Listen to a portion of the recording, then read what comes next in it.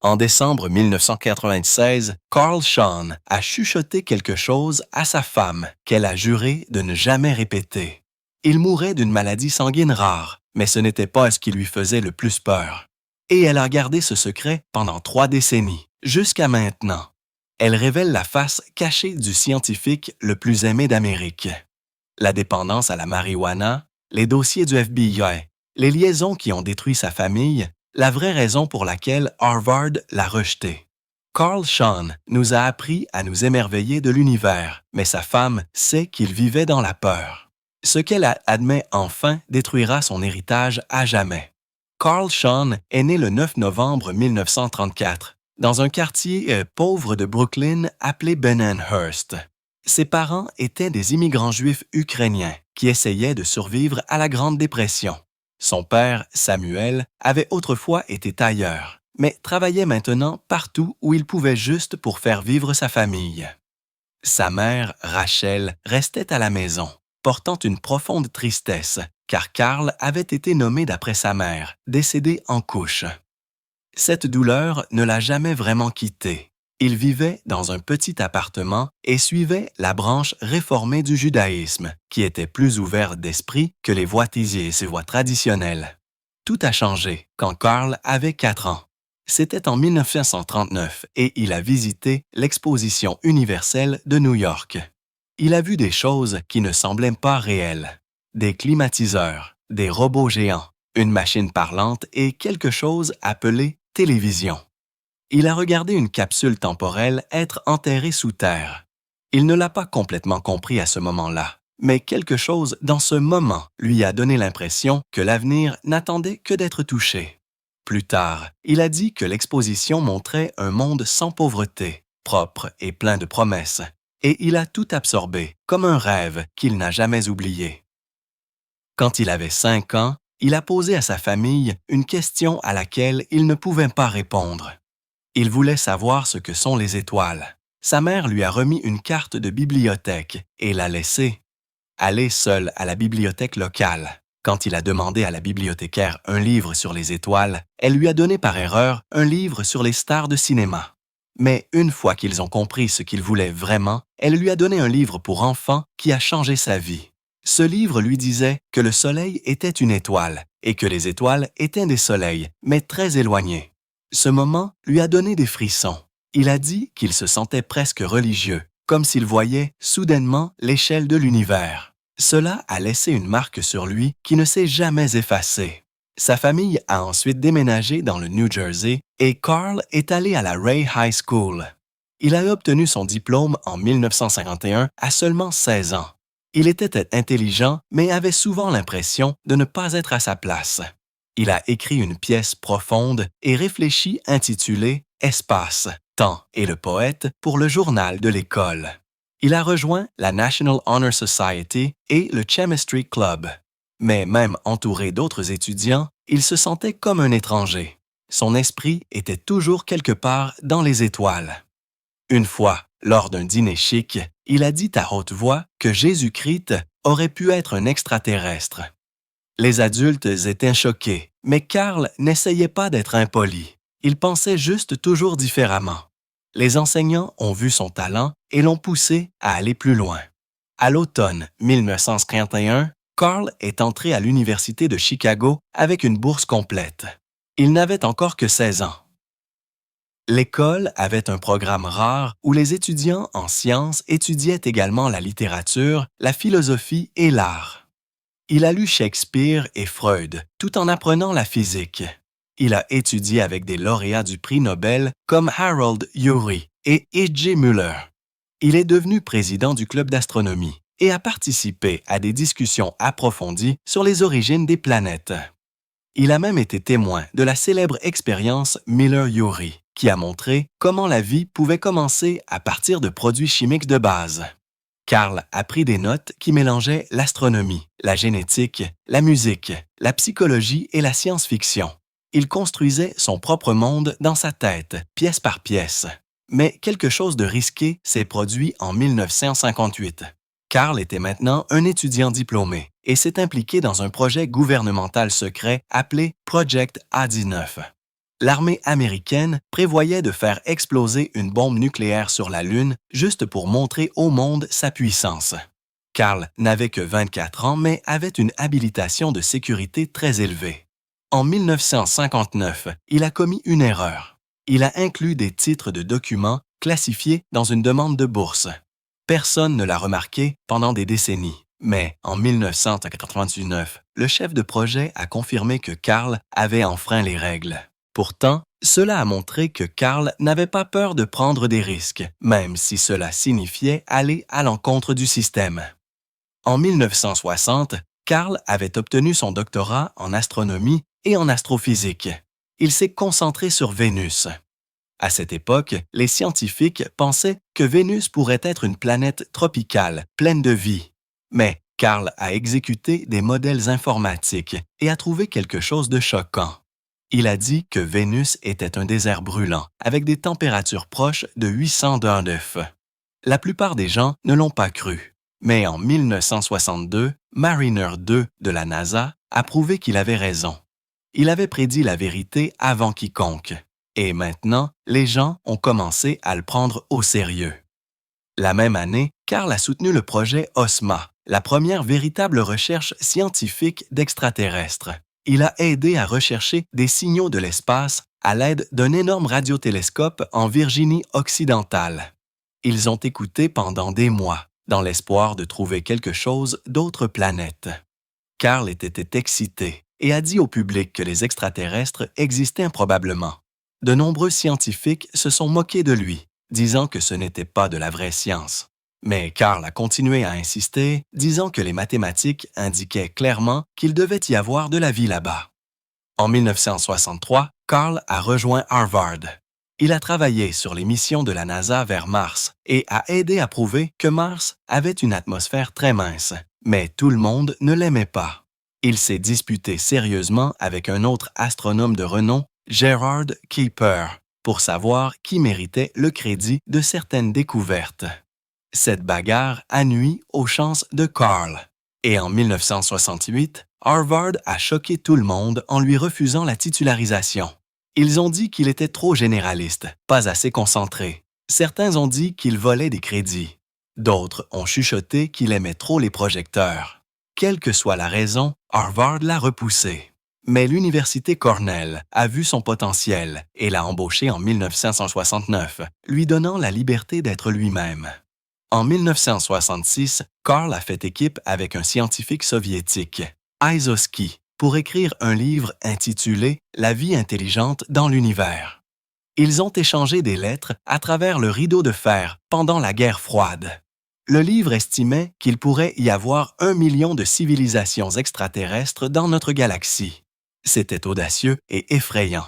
Isaac Asimov a dit que c'était un plaisir à lire. Un autre lauréat du prix Nobel a dit que c'était l'un des livres les plus importants jamais écrits. L'idée que nous ne sommes pas seuls était enfin prise au sérieux, et Carl a contribué à mener ce changement. En 1971, il a contribué à concevoir la mission Mariner 9 vers Mars. Elle est devenue le premier vaisseau spatial à orbiter autour d'une autre planète. Mais à son arrivée, une tempête de poussière massive a tout recouvert. Au début, cela semblait être un désastre, mais cette tempête a montré que Mars n'était pas morte. Elle était vivante avec le changement. La mission avait commencé avec 2 vaisseaux spatiaux, mais l'un s'est écrasé dans l'Atlantique quelques semaines avant le lancement. L'équipe de Carl a dû ajuster tout le plan. Ils ont réussi et la tempête de poussière leur a donné plus de données qu'ils ne l'avaient jamais prévu. Puis sont venues les missions Viking. En 1975, Carl a aidé à planifier les premiers atterrisseurs à se poser sur Mars. À l'été 1976, Viking 1 et 2 creusaient le sol martien. Les tests n'ont pas trouvé de preuves claires de vie, mais les résultats étaient suffisamment étranges pour que les gens continuent de se disputer. Carl voulait y croire.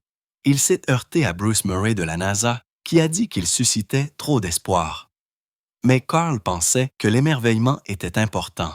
Le sol était sec et rouge, les températures glaciales, mais le mystère n'avait pas disparu. En 1972, Carl a créé quelque chose qui a mis les gens mal à l'aise.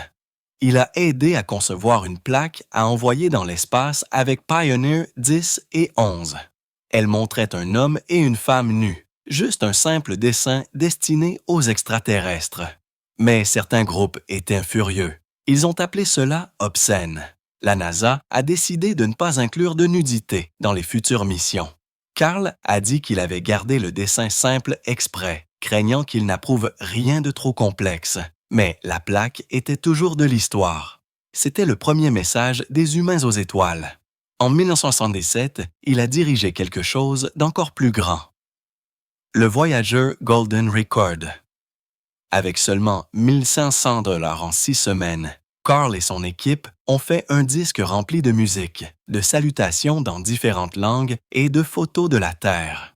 Il a même inclus Johnny B. Good de Chuck Berry, ce que certains ont trouvé controversé. Mais Carl croyait que c'était un cadeau de la Terre, un message qui montrait non seulement notre science, mais aussi nos sentiments.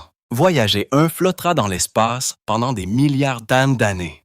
Dans 40 000 ans, il pourra passer près d'une autre étoile. Si quelqu'un le trouve, il saura que quelqu'un a vécu ici et a essayé de dire bonjour. En 1969, lorsque Carl Shawn n'avait que 35 ans, il a secrètement écrit un essai sur la marijuana sous le nom de Monsieur X. Il a parlé de la façon dont cela a changé sa façon de voir l'art, la musique et même la science. Il a dit que cela lui faisait ressentir les choses plus profondément et remarquer des choses que les autres manquaient. C'était une décision risquée. Les États-Unis étaient au milieu de la guerre contre la drogue. Si quelqu'un le découvrait, cela aurait pu lui coûter ses relations avec la NASA, son travail et même sa réputation. Mais il l'a quand même écrit, croyant que c'était important. La vérité sur l'essai n'est sortie qu'après sa mort, en 1996, lorsque son biographe a finalement révélé que c'était Shawn depuis le début. 1 an avant cet essai, en 1968, Shawn a épousé Linda Salzman. Elle était une artiste, libre d'esprit et créative. Au début, cela semblait être une bonne association. Ils ont eu un fils, Nick, mais à la fin des années 1970, leur mariage s'effondrait. Shawn était uniquement concentré sur le travail. Il croyait que son rôle était de s'occuper de la maison pendant qu'il se concentrait sur la science. Elle a abandonné sa propre carrière pour lui. Mais le mariage est devenu froid. Il était tout le temps absent et avait des liaisons avec d'autres femmes, dont certaines étaient des collègues. En 1951, cela s'est terminé par un divorce, tout comme son premier mariage l'avait fait auparavant. Il était brillant, mais avait de profondes difficultés avec sa vie personnelle. Dans les années 1970, Sagan est également devenu plus direct. Il ne faisait pas que de la science. Il a commencé à s'élever contre la guerre du Vietnam, la destruction de l'environnement et l'utilisation d'armes chimiques comme l'agent orange. Le FBI l'a remarqué. Ils l'ont surveillé de près. Il est devenu une cible parce qu'il n'avait pas peur de dire ce qu'il pensait, même si cela signifiait contrarier le gouvernement ou risquer sa carrière. Les gens l'admiraient profondément ou le considéraient comme dangereux. Mais il n'a jamais reculé. Tout a changé en 1980 lorsqu'il a lancé son émission de télévision, Cosmos, un voyage personnel. Ce n'était pas comme les autres émissions scientifiques auparavant.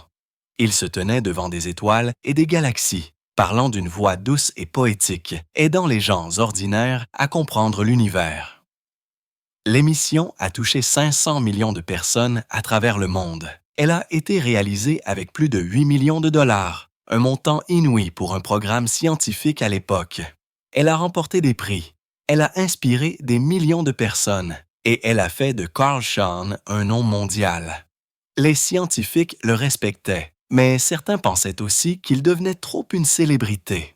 La même année, il a commencé à lancer des avertissements publics sur la guerre nucléaire. En 1943, il a aidé à écrire un rapport appelé le rapport TATAPS. Il a montré que même une petite guerre nucléaire pourrait projeter suffisamment de poussière dans le ciel pour bloquer le soleil. La Terre gèlerait, les récoltes mourraient et des milliards de personnes pourraient mourir de faim. Il a appelé cela l'hiver nucléaire. Il a montré au Congrès ce qui se passerait en utilisant même un modèle de la Terre pour les aider à comprendre. Certaines personnes l'ont qualifié de dramatique, d'autres l'ont qualifié de héros. Même le pape a demandé à en savoir plus. En 1988, Gorbatchev a dit au président Reagan que les avertissements de Sean l'avaient aidé à changer d'avis sur les armes nucléaires. Mais le travail de Sean a apporté le danger. Il a reçu des menaces de mort de personnes qui croyaient qu'il nuisait au pays. Il considérait ces avertissements comme anti-américains, même s'il essayait juste de sauver des vies. En 1982, Sean a fait face à un autre défi. Le Congrès venait de supprimer le budget de SETI, le projet qui cherchait la vie extraterrestre. Le sénateur William Proxham s'en est moqué en disant que c'était un gaspillage d'argent. Sean s'est tenu devant eux et a calmement parcouru l'équation de Drake en direct, expliquant pourquoi la vie extraterrestre pourrait exister et pourquoi nous devrions continuer à chercher. Il les a convaincus. À la fin de cette année, le financement était de retour. Il n'a pas seulement gagné une dispute, il a changé les esprits. En 1935, il a écrit Contact, un roman sur les extraterrestres et la foi. L'histoire suggérait que si nous trouvions la vie là-bas, cela pourrait ébranler nos croyances religieuses. Certains chefs chrétiens étaient furieux. Ils ont dit qu'il attaquait la religion, corrompant les jeunes esprits. La réaction a été forte, mais le livre est devenu un best-seller. Il a fait réfléchir les gens, c'est ce que Sean voulait. Mais au milieu de toute cette controverse, quelque chose de beau s'est produit. En 1977, alors qu'il travaillait sur la mission Voyager, Sean a parlé avec une écrivaine nommée Anne Druan. Elle avait trouvé une vieille chanson chinoise pour le disque d'or du vaisseau spatial, le disque destiné aux extraterrestres pour en apprendre davantage sur la Terre.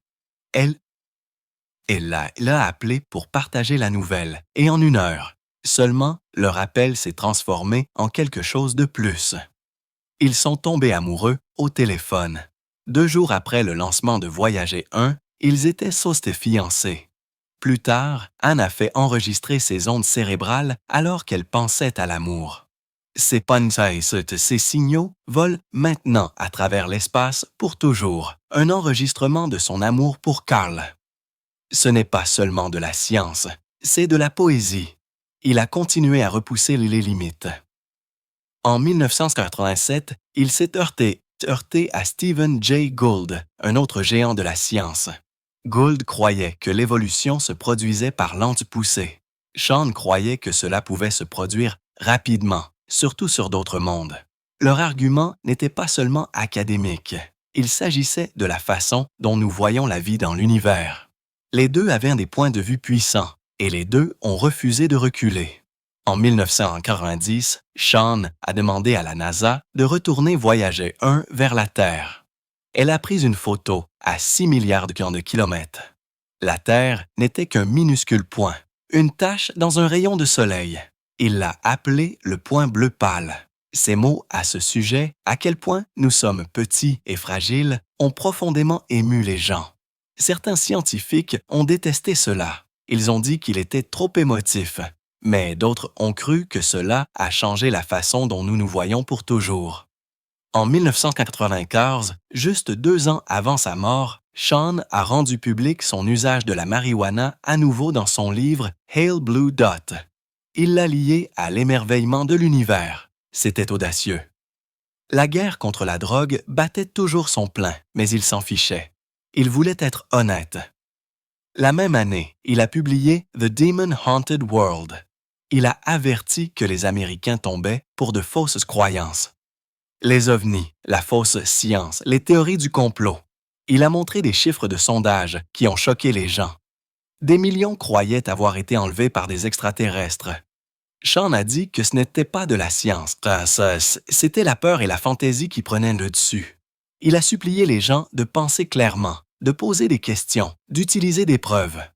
En 1977, il avait également publié Les Dragons d'Éden, où il a remporté le prix Pulitzer pour avoir suggéré que notre peur des monstres comme les dragons pourrait provenir des souvenirs de prédateurs de nos anciens cerveaux. C'était étrange, mais puissant. En 1979, il a attaqué à nouveau la fausse science dans Broca's Brain, s'en prenant à Emmanuel Velikovsky et à d'autres qui ont fait des affirmations folles.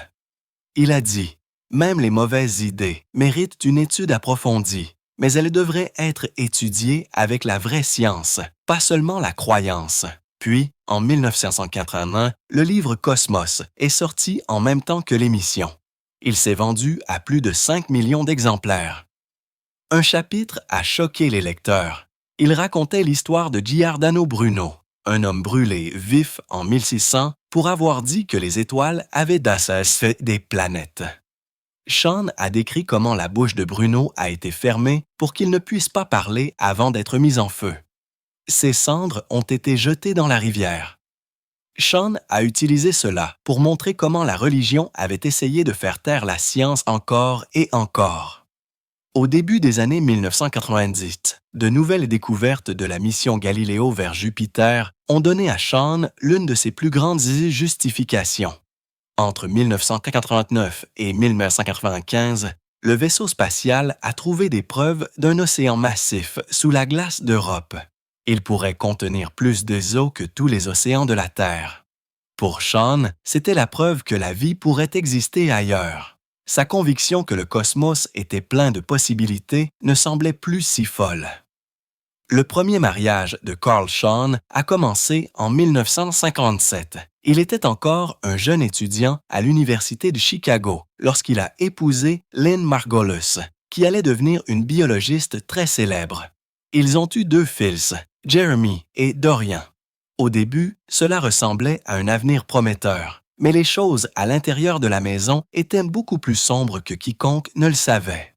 Lynn a dit plus tard que Carl pouvait être violent et qu'elle devait gérer presque tout à la maison, même en essayant de construire sa propre carrière. Elle a un jour qualifié leur mariage de chambre de torture partagé avec des enfants. Tout s'est terminé par un divorce en 1964. Des années plus tard, le biographe de Carl a dit que son obsession pour la science et son besoin constant d'attention avaient détruit le mariage. Il était tellement concentré sur sa carrière qu'il a ignoré les dommages que cela causait à sa famille. Ce même schéma reviendrait. En 1968, Carl s'est marié à nouveau. Cette fois, c'était avec une artiste nommée Linda Salzman. Elle l'a aidé à s'ouvrir un peu émotionnellement à la fin des années 1960 et dans les années 1970. Linda a également réalisé les célèbres dessins de figures humaines nues qui ont été envoyés sur la sonde spatiale Pioneer 1. Mais en coulisses, leur vie de famille a commencé à s'effondrer. Carl n'aidait pas beaucoup aux tâches ménagères et il ne prenait pas son travail au sérieux. Selon des proches, il attendait de Linda qu'elle cuisine et nettoie pour qu'il puisse se concentrer sur la science. Les choses ont empiré en 1951. C'est alors que Carl a commencé à travailler sur le projet Voyager Golden Record. Il a rencontré Andrew pendant cette période et les deux ont commencé à tomber amoureux. La même année, Linda et Carl ont divorcé. Les gens ont dit que c'était amer et douloureux. Carl et Linda ont eu un fils ensemble, Nick Sean, qui a dit plus tard qu'il était difficile de grandir avec un père si célèbre et si souvent absent. L'histoire d'amour de Carl et Anne a commencé d'une étrange façon. Un soir de 1977, ils étaient tous les deux à une fête à Manhattan. Carl était encore marié à Linda et Anne était fiancée à quelqu'un d'autre.